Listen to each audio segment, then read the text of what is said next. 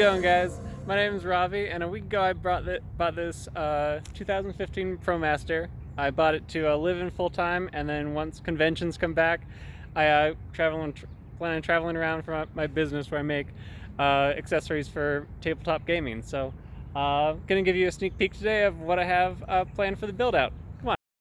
This ProMaster has a 159-inch wheelbase, which is their medium as far as length goes for the ProMaster options. That gives me 12 feet to work with for length, as well as roughly 6 feet wide and 6 feet tall. So most times when people do mock-ups of what their van's going to be, they do it in some sort of CAD program or 3D design. But I decided to just grab a bunch of cardboard from our local Costco and do a full-size mock-up of everything. So it's a little more time-consuming than maybe a CAD design would have been, but I am super glad I did it because there's a bunch of stuff I'm realizing about the design that I would not be able to see in CAD. So let's start the tour. The first thing to do when figuring out your van layout is figure out what you want to do for a bed. There's tons of options out there. Nate Murphy has a great channel that kind of runs through a bunch of the different options. Most popular is a fixed bed. So basically, you run slats across the top and stick a mattress on, and that gives you a huge amount of storage underneath, and also means you don't have to fiddle with setting up the bed frame sort of thing every day.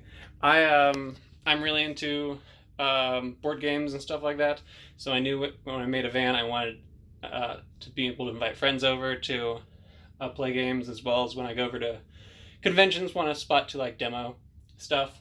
So I went with this design. Basically, you have benches on either side, and then table in the middle, and this pole will drop down or be removed, and then the table will hook up to these little slots on either side. So here it is with the table dropped, and so now you just need to take the cushions and slide them down, and that'll create a surface area. And doing that with both. Yeah. So that makes a bed, and I'm super happy with this design because it's not too complicated to transition. Granted, I'm probably not gonna transition it every day. For most of the days, it'll be in bed mode, which honestly would be the same as if it were a fixed bed. The only thing I'm losing out of is I don't have like as much storage under here because I'll need this space because I've elevated this somewhat more than other vans. I still have a good amount of spots under here for all the bins I'll be needing to take to conventions and whatnot. So yeah, I'm super happy with it. The thing I haven't yet figured out is what to do about the raising and lowering of the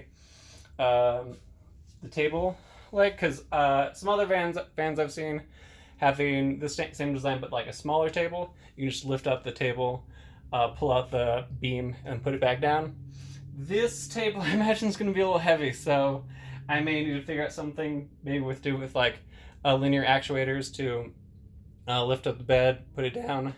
Hopefully I could have something where it's actually like the beam like sinks into the flooring here, because I've got like a 1.5 foot gap there, and then raises up and lowers, and then that would still allow me to like use that for storage and not have to worry about like pulling my back out from lifting that up and down, off and on. But I don't really know much about linear actuators or electronics, so if anyone's watching and can let me know if that's a terrible idea or maybe another idea would be better, let me know.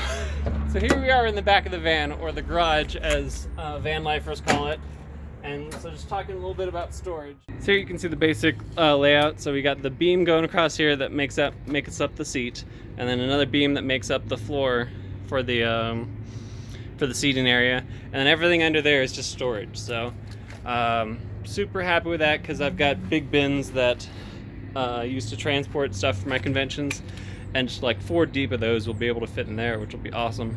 And then we got the spots on the side, which isn't a ton of storage. I'll probably have like shelves that come out here to block off this, so not really sure what all I can use with the right side. For the left side, I'm very happy with, because I had these really long beams that go up, make up my convention frame, and those will just fit perfectly right in there, and just underneath some of the cabinets in the front. So huge amount of storage for that. So I will be good to go come convention season, whenever that happens. And the one thing I'm not sure of is, if I do decide not to go with cabinets on the side, whether like a bike could fit in there. It would be super, I'm guessing not, but maybe. So, but that's the storage in the garage area. It's not as big as I would get if I had a fixed bed, because the fixed bed I would just have basically from here down all storage, but it's still like, I don't know, 2/3 of what I would have with a fixed bed, which I'm super happy with, given that it means I can invite 6 friends over to play board games.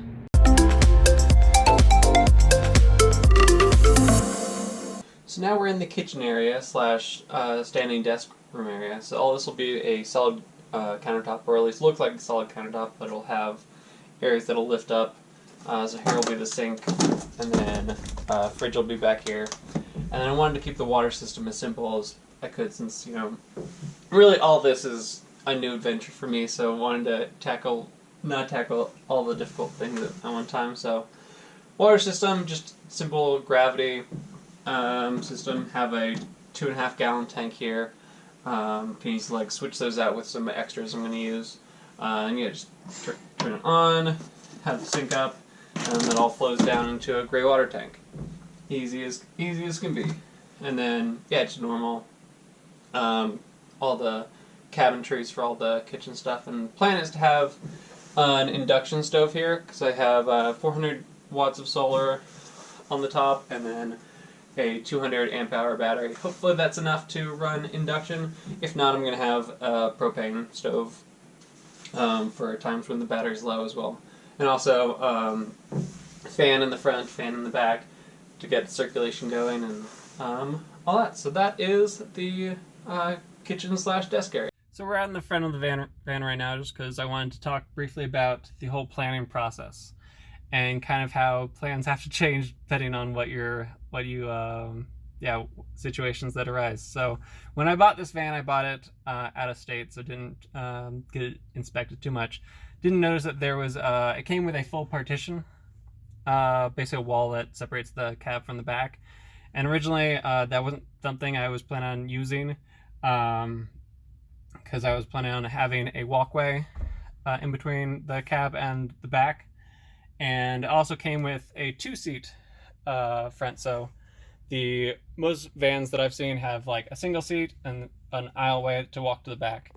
But so I was planning on basically getting rid of the partition and hopefully finding someone to that had a single seat to switch with. But then one person from a makerspace recommended that because the seat has a little drop down, and then basically it's just fabric in between there, I could theoretically just chop this thing in half, leave the seat where it is, and put the partition back and cut a wall in it and make a sliding door, or not a sliding door, a hinge door that also has this attached. So it basically looked like this normally, but anytime I needed to get to the back, I could just pull a latch, have it swing out, and this whole thing would go. And then I'd have to step over this area, which honestly shouldn't be too bad. It would just be a little awkward, or more awkward than would be otherwise, but I don't plan on going from the front to the back and vice versa more than a couple times a day, so should not be a problem. So that's the current plan. We'll see how it works. I've seen a video of someone that has chopped these in half before, so I know it can happen.